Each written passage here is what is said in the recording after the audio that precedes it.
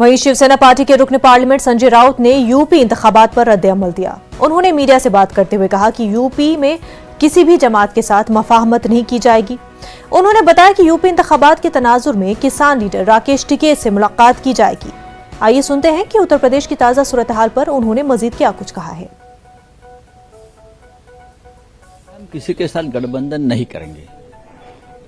उत्तर प्रदेश में ऐसी देखो, हम बीजेपी से गठबंधन नहीं कर रहे, हम कांग्रेस के साथ गठबंधन नहीं कर रहे, समाजवादी पार्टी के साथ हमारा आइडियोलॉजिकल डिफरेंस है, हम उनके साथ नहीं जाएंगे। तो टिकैत साहब से मैं मिलूंगा,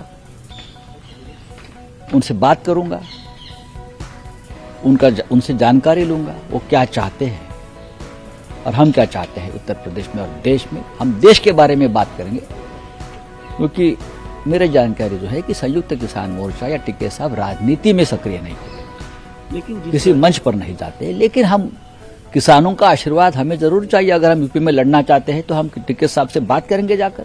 यूपी में जमीन हकीकत कुछ अलग है, मंत्री विधायक छोड़कर जा रहे हैं और भी जाने वाले। अब देखिए